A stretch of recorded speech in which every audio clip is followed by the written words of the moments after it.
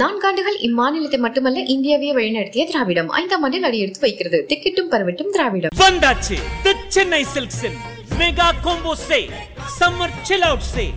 ஊடக வரலாற்றில் முதன்முறையாக IBC பக்தி விருதுகள் 2024 பிரம்மாண்ட பக்தி திருவிழா. அனுமதி இலவசம். திமுகவுக்குள்ள சீனியர்களை ஓரங்கட்டும் படலம் ஆரம்பிச்சிடுச்சு. இதுதான் உதயநிதி கையில் பவர் இருந்தது. அதாவது முக்கியமான முடிவு முதல்வர்கிட்ட டாமினேட் பண்ணோன்னா அது அவரால் முடியாது.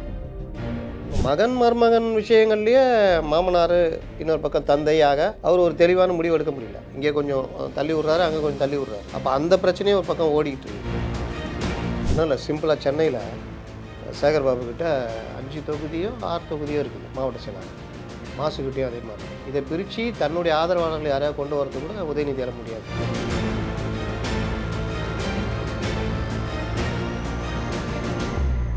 வணக்கம் சார். வணக்கம். தமிழ்நாட்டில் இந்த போர்ட்ஃபோலியோ சேஞ்ச் சமயத்தில் பண்ணாங்க. அமைச்சர் துரைமுருகன் வந்து சட்டத்துறை அமைச்சர் ஆகிட்டார். அவர்கிட்ட இருந்த கனிமங்கள் மற்றும் சுரங்கங்கள் வந்து ரகுபதிக்கு போயிடுச்சு. ஸோ இந்த போர்ட்ஃபோலியோ சேஞ்சை தாண்டி இன்னும் திமுகக்குள்ளே நிறைய குளறுபடிகள் போயிட்டு இருக்கிறதா சொல்கிறாங்க. ஃபஸ்ட்டு இந்த போர்ட்ஃபோலியோ சேஞ்சஸ்லேருந்து ஆரம்பிக்கிறேன் சார். இதுக்கு பல்வேறு காரணங்கள் சொல்லப்படுது. துரைமுருகன் மேலே வந்து இடி குறி வச்சுருக்காங்க. ஸோ அதுக்காக போர்ட்ஃபோலியோ மாற்றிட்டாங்க. ஏன்னா வந்து அது ஆல்ரெடி அவர் மேலே வழக்கு இருக்குது அப்படின்னு சொல்லிட்டு இந்த மாதிரியான செய்திகள்லாம் அடிபடுது. என்ன காரணம் சார்? இந்த மாதிரி எழுதுறவங்கலாம் நான் ஒன்று கேட்குறேன். செந்தில் பாலாஜி மேலே இடி குறி வைக்கலையா? அப்போ மட்டும் அந்த 2 போர்ட்ஃபோலியோ அப்படியே வச்சு இந்த அவர் வந்து தூக்கி கொடுத்தீங்க. இது ஒரு ப்ரிகாஷனாக பண்ணியிருக்காங்க, புரியுதா? அது அப்போ இது ஒரு காரணம் இல்லைன்னு தெரியுதா? ஈடி குறி வைக்கிறதுனால கனிம கொள்ளை கனிம கொள்ளைனா வருது பாருங்கள். கனிம வளம்னா கொள்ளை அப்படின்ற மாதிரி கனிம வளத்துறை இந்த துறையை தூக்கி அங்கே கொடுக்குறாங்கன்னா அப்போ ஈடி ஐயோ கனிம வளத்துறை இப்போ ரகுபதிட்ட போயிடுச்சுப்பா, அதனால் துரைமுருகனை இனிமேல் நம்ம தொடவானா அப்படின்னு முடிவு பண்ணுவாங்களா? அதனால் இது வந்து ஒரு பெரிய காரணம் இல்லைன்னு. இது என்ன பிரச்சனைனா, ஒருத்தர் ஏதாவது ஒன்று பேசிட்டா அதுக்கு பின்னாடி எல்லாரும் ஓடுற இது இருக்குது. நான் விசாரித்த வரையிலும் சில பல விஷயங்களில் இவரை நெருக்க முடியல. கனிம வளத்துறையை கையில் வச்சுருக்காரு. வளம் கொலிக்கும் துறை என்ன இருந்தாலும் சீனியரு. அவர் என்ன பண்ண முடியும்? எனக்கிட்ட தம்பி என்ன தம்பி 71லேருந்து இருக்கேன், தம்பியை விட நான் சீனியரு அப்படி இப்படின்ட்டுருவார். அதனால் சரி இதுக்கு ஏற்ற ஒரு அமைச்சர் வேணும்ன்ட்டு ரகுபதி கையில் மாற்றி கொடுத்துருக்காங்க. ரகுபதிக்கிட்ட இருக்க சட்டத்துறை ஏற்கனவே ஒரு சட்டத்துறை இதே மாதிரி பொதுப்பணித்துறை பிடிங்கி சட்டத்துறை கொடுத்தாங்க கலைஞர் பீரியடில். அதனால் அந்த மாதிரி தான் ஒரு மாற்றம் நடந்திருக்குது. இது தாண்டி ஒரு விஷயம் என்னென்னா, திமுகவுக்குள்ளே சீனியர்களை ஓரங்கட்டும் படலம் ஆரம்பிச்சிடுச்சு. பொன்முடிக்கு தான் முதல்ல அப்படி கொஞ்சம் கொஞ்சமாக வந்தது. ஃபஸ்ட்டு மாவட்டம் ஒன்றும் இல்லாமல் ஆக்குனாங்க. உயர்கல்வித்துறை பிடிங்கிட்டு வனத்துறை கொடுத்தாங்க. அடுத்து அவர் வாயால் கட்டார். துணை பொதுச் செயலாளர் பதவி. இந்தியாவிலேயே வாயால் கட்டு பதவி போன ஒரே அமைச்சர் இவராக தான் இருப்பார். அதனால் வாயால் கட்டவுன்னா பதவியே பிடிக்கிட்டாங்க. இவர் ரெண்டாவது துரைமுருகன் ஏற்கனவே ஞாபகம் இருக்கா, வழிவிட்டு விலகி நின்று கைப்பிடித்து செல்லுங்கள்னு இவர் பேசினார், உதயநிதி பேசினார், ஞாபகம் இருக்கா? அதனால் அது அடுத்து KN நேரு நோக்கி நகரம். ஏன்னா 89 வந்த மினிஸ்டர்ஸ் பார்த்திங்கன்னா இவங்க தான். பொன்முடியும் KN நேரும் ஒரே டைமில் வந்தாங்க. அதுக்கப்புறம் இன்னும் கொஞ்சம் சீனியர் மினிஸ்டராக இது பண்ணுவாங்க. அதை தாண்டி கப்பம் கட்டுறது மற்ற விஷயங்கள் செலவு பார்த்தோம்னா கொஞ்சம் KN நேரு தப்பிக்கலாம். பட் தேர்தல் சமயத்தில் இந்த மாதிரி மாற்றங்கள்லாம் வந்து திமுகவுக்கு எதுவும் டிராபேக் அமையாதா சார்? நீங்கள் இந்த மாற்றங்கள்லாம் பார்த்தீங்கன்னா இப்போ பொன்முடி மாற்றுறது எப்படி ஊரே சொல்லிச்சு, கோர்ட்டே சொல்லிச்சு, என்ன இதுக்கு இவரை வச்சுக்கிட்டு இருக்கிறீங்கன்னு. அப்படி தானே மாற்றுறாங்க, அப்படி தானே எடுக்கிறாங்க. இவங்க எதிர்பார்த்தது ஆகா மாட்டிச்சிடான்ட்டு அதையும் பண்ணுறாங்க. இன்னொரு பக்கம் துரைமுருகனுக்கு வந்து நான் சொன்ன காரணம் சில பல ஆதாயங்கள் பல விஷயங்களுக்காக இவர் கையில் இந்த துறை இருந்தால் சில இதெல்லாம் பண்ண முடியாதுன்ட்டு மாற்றி விட்றாங்க. மற்றபடி வேறு யாரையுமே ஒன்றும் பெருசாக இது பண்ணலையே. சீட்டு கொடுக்கும்போது அநேகமாக பொன்முடிக்கு உங்கள் பையனுக்கு கொடுத்துட்றாங்க அப்படின்வாங்க. துரைமுருகனுக்கு வயசாகிடுச்சு, ஆற்காடு வீராசாமி மாதிரி கொஞ்சம் ஓய்வு எடுங்க, நீங்கள் அடிக்கடி உங்கள் வீடு கோட்டூர்புரத்தில் இருக்குதா இல்லை 1000 விளக்கு கிரீம்ஸ் ரோட்டில் அப்போலோவில் இருக்கான்னு தெரியல, அடிக்கடி அங்கே போய் பார்த்துக்கிறீங்க, அதனால் பார்த்துக்குங்கன்றவாங்க. அவை பொதுச் செயலாளராகவே இருந்துக்குங்க அப்படின்னு முடிவெடுக்கலாம். இன்னும் சில மூத்த அமைப்பு ஐப்பெரியசாமி ஆட்டோமேட்டிக்காக ஒதுங்குறாரு. அவர் பையனுக்கு செந்திலுக்கு ஏதாவது கொடுக்கலாம். அப்போ அந்த தொகுதியை வந்து வேறு யாராவது ஒரு இளம் இது கொடுக்கலாம். இந்த மாதிரி சில இது யோசிக்க வாய்ப்பு இருக்குது. ரெண்டாவது திமுக அடுத்த கட்டத்தை நோக்கி நகரணும் அப்படின்னா கொஞ்சம் யங்ஸ்டர்ஸு இவர் கையில் இது வரணும். யார் கையில்? உதயநிதி கையில் வரணுன்னா அதுக்கேற்ற அவருக்கு தோதான ஆட்களாக வந்து உக்காரணும். அதனால் அந்த மாற்றமும் சேர்ந்து நடக்கும். ஆனால் சமீபத்தில் இன்னும் இந்த மாதிரியான செய்திகளும் போயிட்டுருக்கு சார். டெபுட்டி சிஎம்முக்கும் சிஎம்முக்குமே வந்து பல்வேறு மன வேறுபாடு நிலவிட்டு இருக்கு. ஸோ டெபுட்டி சிஎம் என்னென்னா இந்த திமுக மாவட்ட செயலாளர் கூட்டம் நடந்துச்சு, அதுலேயும் கலந்துக்கல. அதே போல் முதல்வருக்கு பாராட்டு விழா நடந்துச்சு, ஸோ அதுலேயும் கலந்துக்கல. இதுலேருந்தே வந்து வெளிப்படுது. சமீபத்தில் இந்த பத்திரிகையாளர் கூட்டம் சந்திப்பு அதில் வந்து 2 பேரும் ஒன்றா கலந்துக்கிட்டாங்க. ஸோ உதயநிதி அவர்கள் இன்னும் வந்து நம்ம கண்ட்ரோலில் நம்ம டெபுட்டி சிஎம்மாக இருக்கோம், ஆனால் நம்ம கண்ட்ரோலில் இன்னும் அமைச்சர்கள் யாரும் நம்ம சொல்கிறத வந்து கொஞ்சம் ஒபே பண்ண மாட்டாங்க, அந்த ஒரு மன வருத்தத்தில் இருக்காருன்னு செய்தி வெளிப்படுது. அதை பற்றி என்ன சார்? என்னைக்கு தான் உதயநிதி கையில் பவர் இருந்தது? அதாவது முக்கியமான முடிவு முதல்வர்கிட்ட டாமினேட் பண்ணோன்னா அது அவரால் முடியாது. அதற்கு சிலர் இருக்கிறாங்க, அவங்க தான் முடிவு பண்ணுவாங்க. உதயநிதி என்னென்னா ஸ்டாலினுக்கு அடுத்தது இவர் தான் தலைமை அப்படின்ற அளவில் தான் எல்லாரும் மரியாதை கொடுக்கறது, மதிப்பு கொடுக்கறதுலாம். மற்றபடி அவருக்குன்னு தனியாக கட்சியில் முடிவு எடுக்கிறது மற்ற விஷயங்கள்லாம் உதயநிதி எடுக்க முடியாது. அதில் தான் இப்போ அவர் கொஞ்சம் கொஞ்சமாக சில மாற்றங்கள் பண்ணுறாரு. நீங்கள் ஒன்று பாருங்கள், அவர் டெபுட்டி சிஎம்மாக வந்த உடனே முதல்வருக்கு நெருக்கமாக இருக்கிற பலரும் மாற்றப்படுவார்கள், பல அதிகாரிகள் மாற்றப்படுவார்கள்லாம் சொன்னாங்க. ஒன்றும் நடக்கலையே. அதே இது அப்படியே தான், செட்டப் அப்படியே தான் இருக்குது. அதே செட்டப் அதிகாரிகள் எல்லாமே அப்படி இருக்காங்க. உதயநிதி மட்டும் டெபுட்டி ஆகியிருக்காரு, அவ்வளோதான். அதனால் அவர் பெரிய அளவில் இது இல்லை. இன்னொன்று, அரசியல்ன்றது வந்து அவருக்கு என்னமோ அவங்க தாத்தா மாதிரி, அவங்க அப்பா கூட சொல்லலாம், உழைப்பு உழைப்பு உழைப்புன்னு கலைஞர் சொன்னார்ல, அந்த மாதிரி ஏதோ ஒரு வகையில் அவர் பங்கேற்பு இருக்கும். ஆனால் அந்த லெவல் கூட இவர் இல்லை அப்படின்றது தான் நடைமுறை எதார்த்தம். நீங்கள் கட்சிக்குள்ளே எவ்வளோ ஆதிக்கம் செலுத்துறீங்க, மாவட்ட செயலாளர் பார்க்குறீங்க, எவ்வளோ சுற்றுறீங்க, இதெல்லாம் வச்சு தான் நீங்கள் கட்சியை கிரிப்பாக கொண்டு வர முடியும். அப்போ அது எதுவுமே பண்ண மாட்டேன், நான் தலைநகரை விட்டு போக மாட்டேன், போனால் ஏதோ ஒரு நிகழ்ச்சியில் போயிட்டு சாதாரணமாக கலந்துக்கிட்டு வருவேன் அப்படின்னா நீங்கள் வந்து கட்சிக்குள்ளே வந்து ஆதிக்கத்தை செலுத்த முடியாது. ரெண்டாவது, அப்பாவை மீறி நீங்கள் கட்சியை கையில் பிடிக்கணுன்னா உங்களுக்கு மாவட்டம் முழுவதும் ஒவ்வொரு மாவட்டத்துலேயும் உங்களுக்கான ஆதரவாளர்கள் மற்றதெல்லாம் வரணும். அப்படி வந்துக்கிட்டு இருக்குது. ஆனால் முழு அளவில் இவரால் எதுவும் பண்ணணும்னா பண்ண முடியாது. இளைஞர் அணி ஃபுல்லாக இவர் கண்ட்ரோலில் தான் சார் இருக்குது. இவர் இளைஞர் சொல்ல முடியாது, அப்படிலாம் சொல்ல முடியாது. இளைஞர் ஆதரவாளர்கள் கூட்டம்னு சொன்னீங்கல்ல, அப்போ இளைஞர் அணி ஃபுல்லாக இவருடைய ஆதரவாளர் உதயநிதி அப்படி இருக்காது. அதெல்லாம் வந்து அப்போ ஸ்டாலின் ஒரு முடிவு எடுத்தாருன்னா ஸ்டாலினை மீறி இவர் பண்ண முடியுமா? இப்போ கலைஞரை மீறி ஸ்டாலினால் பல விஷயங்கள் பண்ண முடியல. என்னதான் ஒரு வயதாகி பெரிய தலைவராக வயதாகி இருந்தாலும் நீங்கள் இதில் 2016 டிஎம்சியை உள்ளே கொண்டு வரதுக்கு ஸ்டாலின் மத்தியானம் இவரோட வாசனோட சாப்பிட்டுட்டு அறிவிக்கிறாரு. வாசனம் வெளியில் வந்து திமுக கூட்டணிக்குள்ளே தமாக வரும்ன்ட்டு போகிறாரு. இப்படி போனோன்னா கலைஞர் அப்படி கூப்பிட்டு இது தங்கபாலுவை கூப்பிட்டு கனிமொழி சொல்லி வர சொல்லி காங்கிரஸுடன் மீண்டும் கூட்டணி அப்படின்னு அறிவிக்கிறார். இவர் இங்கே உட்காந்து இது பண்ணுறாரு, ஒன்றும் பண்ண முடியல. அதே மாதிரி வேறு சில விஷயத்தில் இவர் அப்பாவுக்கு எதிராக போராட்டம்லாம் நடத்தினார், அப்புறம் தான் வீட்டு வாசலில். அப்போ அந்த மாதிரிலாம் நீங்கள் என்ன பண்ணாலும் கலைஞர்கிட்ட தான் அந்த கட்சி இருந்தது. ஏன்னா சீனியர்ஸ்லேருந்து எல்லாருமே கலைஞர் இது அது முடிவுகள்லாம் கூட அதை ஸ்டாலின் அவர்களிடம் கூட கொடுக்காம இன்னும் ஒரு கட்சியில் சீனியர்கள்ட்ட தான் இவர் தான் பண்ணியிருந்தார். சீனியர்கள் தான் இது பண்ணுவாங்க, அதான் கட்சி, அதான் ஜனநாயகம். அப்படி போச்சு. இப்போ ஸ்டாலின் வந்திருக்காருன்னா ஸ்டாலின்கிட்ட முக்கிய தலைவர்கள் அந்த மாதிரி சிஸ்டம் வந்து ரொம்ப கம்மி. அதை 100%னா இப்போ ஒரு 40% வச்சுக்கலாம். ஆட்சி கையில் இருக்கிறதுனால அதிகாரிகள் முக்கிய இதெல்லாம் வந்து ஸ்டாலின் கையில் இருக்குது. அந்த அதிகார மையத்துக்கு போட்டி வந்து மகனுக்கும் மருமகனும் நடக்குது. அப்போ மகன் மருமகன் விஷயங்கள்லேயே மாமனார் இன்னொரு பக்கம் தந்தையாக அவர் ஒரு தெளிவான முடிவு எடுக்க முடியல. இங்கே கொஞ்சம் தள்ளி விட்றாரு, அங்கே கொஞ்சம் தள்ளி விட்றாரு. அப்போ அந்த பிரச்சனையும் ஒரு பக்கம் ஓடிக்கிட்டு இருக்குது. கனிமொழி ஒரு பக்கம் இருக்கிறாங்க. அப்போ இந்த மாதிரி விஷயங்களில் கட்சியை முழுதுமாக கட்டுப்பாட்டில் எடுக்கிற இது வந்து உதயநிதி கையில். ஏன்னா அடுத்த தலைமுறைக்கு அவர் தான் தலைவர்னு சொல்லும் போது இப்போ ஆட்டோமேட்டிக்காக அவர் அப்பாவை மீறி கையில் கட்சி இருக்கணும். இருந்தால் தான் நாளைக்கு ஏதாவது ஒரு பிரச்சனைனா அவரை சபரிசனை மீறி இவர் எதாவது பண்ண முடியும், கனிமொழியை மீறி எதாவது பண்ண முடியும். அதற்கான உழைப்பு இருக்கா அப்படின்னு பார்த்தா மைனஸ், அதில் ரொம்ப கம்மியாக இருக்குது. நான் இன்றைக்கி நம்ம கூட இருக்கிறவன் இவர் தான் அப்படின்னு பேசுகிறவனெல்லாம் நம்பினா நாளைக்கு அவன் எல்லாம் எதிரில் போய் நிற்கிறது ரொம்ப நேரம் ஆகாது. அரசியல் எது வேணால் நடக்கலாம். அப்போ அவருக்கு வந்து அந்த யதார்த்தம் இன்னும் புரியலையோ அப்படின்னு ஒரு சந்தேகம் இருக்குது. அவருக்கு சுற்றி ஒரு கூட்டம் இருக்குது, ஆனால் அந்த கூட்டம் தான் கட்சியா, அதுதான் ஒரு கட்சி முழு கட்டுப்பாட்டில் அவரால் எடுக்க முடியுமானா அது சாத்தியம் இல்லை சார். அந்த விஷயத்தில் வந்து இப்போது மாவட்ட செயலாளர்கள் மாவட்டங்களை பிரித்து மறுபடியும் புது மாவட்ட செயலாளர்கள் நியமனத்தில் வந்து 2 தொகுதிகளுக்கு ஒரு மாவட்ட செயலாளர், ஸோ அந்த மாதிரி ஒரு முடிவெடுத்து அதுலேயும் வந்து முடிஞ்ச அளவுக்கு இப்போ மாவட்ட செயலாளர் மட்டத்தில் வந்து தன்னுடைய ஆதரவாளர்களை வந்து எப்படியாச்சும் மாவட்ட செயலாளராக உருவாக்கணும்னு சொல்லிட்டு தான் உதயநிதி ஸ்டாலின் ஒரு பக்கம் ட்ரை பண்ணிட்டு இருக்காரு. ஆனால் அதுவும் வந்து அங்கே கட்சிக்குள்ளே வந்து எடுபடாமல் இருக்குது. இன்னொரு புறம் இந்த வார சட்டமன்ற தேர்தலில் வந்து முடிஞ்ச அளவுக்கு சீட்டு வாங்கி கொடுக்குறதுலேயும் நம்ம இளைஞர் அணியை சேர்ந்தவங்க தன்னுடைய ஆதரவாளர்கள் எப்படியாச்சும் உள்ளார புகுத்தணும், அதுக்கும் அந்த முயற்சியில் உதயநிதி ஈடுபட்டிருக்காருன்னு தகவல் வருது. ஸோ அது அந்த முயற்சிகள் என் கேள்விக்கு நீங்களே பதில் சொல்லிட்டீங்கல்ல. மாவட்ட செயலாளர் நியமிக்கிறதுக்கு முயற்சி எடுக்கிறாரு, ஆனால் முடியல. ஒன்றும் இல்லை, சிம்பிளாக சென்னையில் சேகர் பாபு கிட்ட 5 தொகுதியோ 6 தொகுதியோ இருக்குது மாவட்ட செயலாளர். மாசுக்கிட்டேயும் அதே மாதிரி இருக்குது. இதை பிரித்து தன்னுடைய ஆதரவாளர்களை யாரையாக கொண்டு வரது கூட உதயநிதியால் முடியாது. சென்னையிலேயே சேகர் பாபு ஒரு பெரிய சக்தி வாய்ந்த மாவட்ட செயலாளர், இன்னொரு மாவட்ட செயலாளர் இவர் மாசு. மற்றவங்களாம் 2 தொகுதி 3 தொகுதி தான் வச்சுருக்காங்க. இவங்க மட்டும் 5 தொகுதிகிட்ட வச்சுருக்காங்க. அப்போ இவங்ககிட்டயே தன்னுடைய இதை அவரால் பண்ண முடியாது. இப்போ ஃபியூச்சரில் உதயநிதி ஸ்டாலின் அவர்கள் வந்து சிஎம் ஆகிறாருன்னா அப்போ தன்னை சுற்றி இருக்க அமைச்சர்கள் வந்து இவருக்கு கண்ட்ரோலபுளாக இருக்கணும்.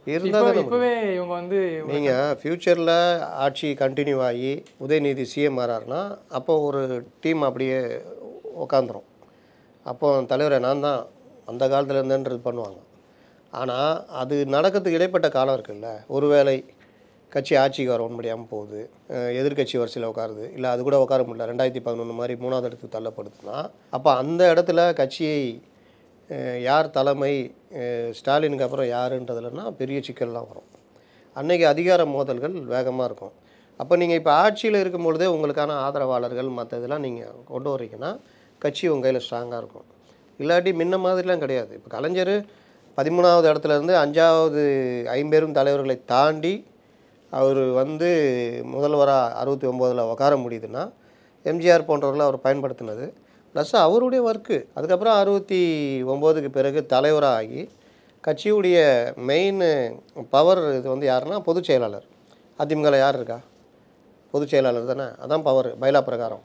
ஆனால் அந்த பொதுச் செயலாளரை ஓரம் கட்டி எம்ஜிஆருக்கு பிறகு நீயும் போன அவரையும் அனுப்பிச்சி விட்டு தனக்கு வேண்டிய ஒருத்தர் பொதுச் செயலராக வச்சு அந்த பதவியை டம்மி பதவியாக்கி திமுகனா தலைவர் பதவி தான் வெயிட்டுன்ற அளவுக்கு ஆக்கி அடுத்த 50 வருஷம் தனக்கு கீழே கட்சியை வச்சு தனக்கு எதிராக பெருசாக வளர்ந்த, அதாவது ஸ்டாலினுக்கு எதிராக வளர்ந்த வைகோவை வெளியே அனுப்பும்போது கூட வைகோ பாதிக்கு பாதி மாவட்ட செயலரில் வெளியே இழுத்துட்டு போனாலும் அதையும் சமாளித்து அதுக்கப்புறம் அவர்களே மீண்டும் கட்சிக்குள்ளே கொண்டு வர வேலைலாம் கலைஞரால் மட்டும்தானே முடிஞ்சது. அந்த மாதிரி சூழ்நிலை இப்போ கலைஞர் இருக்கும் பொழுதே வைகோன்ற ஒரு சக்தி ஒரு 19 மாவட்ட செயலரை வெளியே இழுத்துட்டு போக முடியுதுன்னா இன்றைக்கி அதெல்லாம் கூட அந்த மாதிரி ஒரு என்ன சொல்கிறது ஒரு பாண்டிங்காக கட்சி இருக்கானா இல்லை. கட்சி ஆட்சியில் இருக்கிறதுனால எல்லோரும் ஒரு ஒற்றுமையாக இருக்கிற மாதிரி ஒரு பணிவாக இருக்கிற மாதிரி இருக்காங்க. கட்சி ஆட்சியில் இல்லை பிரச்சனை வருதுன்னா அன்றைக்கி உதயநிதி பக்கம் எத்தனை பேர் நிற்பாங்க, மாப்பிள்ளை பக்கம் எத்தனை பேர் நிற்பாங்க, கனிமொழி பக்கம் எத்தனை பேர் நிற்பாங்க, அவருடைய ஆதரவாளர்களும் ஒரு பக்கம் இருக்காங்க. ஆமாம், கனிமொழிக்கு பெரிய ஆதரவு இருக்குது. அதுக்கப்புறம் மூத்த தலைவர்கள் பக்கம் எத்தனை பேர் நிற்பாங்கன்றதுலாம் ஒரு பெரிய சிக்கல் இல்லை. அதனால் இதையெல்லாம் முறியடிக்கணும்னா உதயநிதி வந்து கூடுதலாக உழைக்கணும். எப்படி உழைக்கணும்னா அவங்க தாத்தா மாதிரி உழைக்கணும்.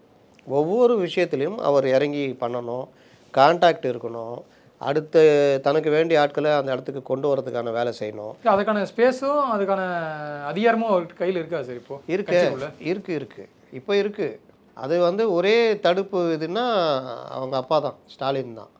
அதையும் அவருடைய சமூகத்தோடு அப்படியே நாங்கள் எப்படி ஸ்டாலின் வந்து அழகிரியா ஸ்டாலினா அப்படின்னு இருந்த காலத்தில் ரொம்ப பொறுமையாக அப்பா எந்த முடிவு எடுத்தாலும் அப்பாவை மீறாமல் நடுவில் 1-2 முரண்பட்டாலும் பெரும்பாலும் அவர் கூட முரண்படாமல் அப்படியே காய் நகர்த்தி போனதும் அழகிரி வந்து டக்குன்னு ப்ரொவோக் ஆகி அவருடைய அந்த மோதல் காரணமாக ஒதுக்கப்பட்டு தலைமைக்கு ஸ்டாலின் தான் கரெக்டு அப்படின்னு முடிவெடுக்கிற இடத்துக்கு நகர்த்தின வேலை யார் பண்ணா? ஸ்டாலின் பண்ணானா ஸ்டாலினுக்கு பின்னாடி சில தலைவர்கள் எல்லாம் இருந்தாங்க, அவங்களோட அவர் வச்சுக்கிட்ட அந்த ரிலேஷன்ஷிப்பு. ஆனால் அழகிரின்னா கஷ்டம்னா தம்பி ரொம்ப இதுன்னு இந்த மூமெண்ட் எப்படி வருது? நீங்கள் வச்சிருக்கிற தொடர்பு தான். இதே பாணி தான் உதயநிதி ட்ரை பண்ணணும். இப்போ உதயநிதிக்கு இன்னொரு சவால் என்ன இருக்குன்னா ஒரு பெரிய அமைப்பு இவர்களுக்கு உதயநிதி இந்த டீமுக்கு எதிராகவே இருக்குது, சீனியர்ஸு எல்லாருமே. அதில் வந்து நீங்கள் நிறைய பேர் சீனியர் அமைச்சர்லாம் மேடையில் பேசும்போது சின்னவருன்றாங்க, இன்னும் நிறையா மரியாதை கோஷங்கள்லாம் போகிறாங்களே சார். சசிகலா காலில் உள்ளாதவங்களாங்க.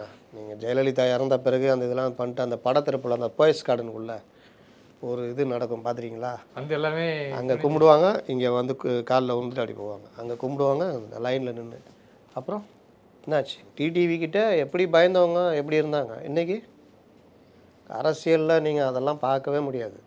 அதனால் இவருக்கான ஆட்களை கொண்டு வர்றார். ஆனால் அவர்களும் இவர் கூட நிற்கிறவர்களா, கொள்கை உறுதிமிக்கவர்களா, அப்படிலாம் சில விஷயங்கள்லாம் இருக்குது. அதனால் இந்த விஷயங்களும் இதுக்குள்ள கட்சிக்குள்ளே இருக்குது. தேர்தல் நெருக்கத்தில் கூட்டணி கட்சிகள் சீட்டுக்காக இப்போவே திருமாவளவன் 25 சீட்டு உறுதியாக கேட்குறாராம். அப்போ 25னா ஒரு 15 குறி வச்சு தான் கேட்பார். அப்போ இவரே 15 கேட்குறாருன்னா இடதுசாரிகளும் அதே தான் கேட்பாங்க. இவர்களுக்கெல்லாம் 15னா அப்போ 25 வாங்கி நாங்கள் நிற்கணுமான்னு காங்கிரஸ் யோசிக்கும். காங்கிரஸுடைய மாவட்ட தலைவர் கூட்டத்தில் 60 கேட்டிருக்காங்க. 60 குறை நம்ம போகக்கூடாதுன்னு. அப்போ இவர்களுக்கெல்லாம் ஒரு சான்ஸு சொப்பு கட்சி இருக்குது, டிவிக்கே இருக்குது. தெரிஞ்சோ தெரியாமலே இவங்க கோச்சிக்கு நாங்கள் போய் சேர்ந்துட்டாங்கன்னா அவர் பவர் ஆகிடுவார். அப்போ 3 சக்தியாக மாறிவிடும் தமிழகம். விஜய் ப்ளஸ்ஸு விஜய் தலைமையிலான கூட்டணி, இங்கே டிஎம்கே ரொம்ப வலுவிழந்து போயிருக்கும். நீங்கள் சொன்னீங்க திமுக கூட்டணியில் இருக்கக்கூடிய கட்சிகள் இத்தனை சீட்டு வாங்குறாங்கன்ட்டு. இதை தாண்டி திமுகக்குள்ளேயே வந்து இப்போது நீங்கள் சொன்ன மாதிரி உதயநிதி அவருடைய ஆதரவாளருக்கு இத்தனை சீட்டு ஒதுக்குவாங்க. அதே போல் கனிமொழி அவங்க பக்கம் கனிமொழி டைப் பண்ணுவாங்க. இப்போ மனோ தங்கராஜ் வராரு, தான் தொகுதியில் திறமையற்றவர், தன்னுடைய அமைச்சகத்தில் திறமையற்றவர், ஆவினையே ஒன்றும் இல்லாமல் பண்ணாருன்னு தான் அவரை வெளியில் அனுப்புகிறாங்க. மறுபடியும் அவர் எப்படி வராரு, அதே ஆவின் வாங்குறாரு. எப்படி? அவர் தீவிர கனிமொழி ஆதரவாளர்னு எல்லாருக்குமே தெரியும். அப்போ அவங்களுடைய பவரும் இருக்குல்ல, இதெல்லாம் மீறி தானே அவர் உள்ளே வராரு. நம்ம ஆதரவு மாவட்ட செயலாளர்கள், நம்ம ஆதரவு அமைச்சர்கள் கட்சிக்குள்ளே இருக்கணுன்றது எல்லாரும் விரும்புவாங்க. எல்லாரும் விரும்புவாங்க. சீனியர்ஸு அவங்க ஒரு தனி டீமாகவே இருக்காங்க. பேர்லாம் சொன்னால் சிக்கலாகும். அந்த மாதிரி ஒரு டீமாக இருக்கிறாங்க. இதுலேயும் கேங் பிரிஞ்சிருக்கு, கேங் இருக்குது, எதுவும் வெளியே தெரியாது, அப்படியே இருக்கும். பிரச்சனைன்னு வந்தால் நம்ம பிரிய வேணாம்னு நினச்சா இருப்பாங்க. இல்லை பிரிவு தான் தீர்வு, இந்த மாதிரி பிரச்சனை பண்ணால் தான் நம்ம கை ஓங்கணும் அப்படின்னு நினச்சா அப்போ வெளிப்படும் இந்த கேங்கு மற்ற விஷயங்கள். இன்னொன்று, உதயநிதி இவ்வளோ இருந்தாலும் பெண் அவர் கையில் இருக்குது. திமுகவுடைய அடிநாதமாக உளவுத்துறை, திமுகவின் உளவுத்துறை அப்படின்னா பெண்ணு தான். ஏன்னா டேட்டாஸ் அவங்கள்ட்ட தான் இருக்குது, வட்டம் வரைக்கும் அவங்கள்ட்ட எல்லாமே இருக்குது. அவங்க தான் பெண்ணிலேருந்து காண்டாக்ட் பண்ணுறாங்க, பெண்ணு கேட்குறாங்க, பெண்ணு இப்படி சொல்கிறாங்க. பெண்ணு கொடுக்குற ரிப்போர்ட் மூலிமா தான் மாவட்ட செயலாளர் இருக்கலாமா வேணாவா, நீங்கள் மாவட்ட செயலாளர் இருக்கலாமா வேணாமான்னா பெண்ணுக்கிட்டே ரிப்போர்ட் கேட்குறாங்க, அவங்க கீழே ரிப்போர்ட் எடுக்கிறாங்க. இது இல்லாமல் பெண்ணை சரி பண்ணிக்கிட்டா நம்ம பொழைச்சிக்கலான்றது மாதிரியும் கட்சியினர் மத்தியிலையும் வந்துடுச்சு. அப்படிப்பட்ட பெண் அமைப்பு யார்கிட்ட இருக்குது? அது திரு சபரீசன் அவர்கிட்ட தான் இருக்குது. அப்போ நீங்கள் இப்போ சொல்லுங்கள். ரெண்டாவது, கட்சியுடைய முக்கியமான ஒரு காலத்தில் முரசொலிமாரா இருந்தார், வருமான கேந்திரங்கள் மற்ற விஷயங்கள் பார்த்துக்கிறது. அதுவும் பார்த்திங்கன்னா இன்றைக்கி 2-3 ஸ்ப்ளிட் ஆகி தான் இருக்குது. ஒருத்தர் கையில் யுனானிமஸாக இல்லை. அப்போ அங்கேயும் உங்களுக்கு உதயநிதி கட்டுப்பாட்டில் கட்சி இல்லைன்னு தெரியுதுல்ல.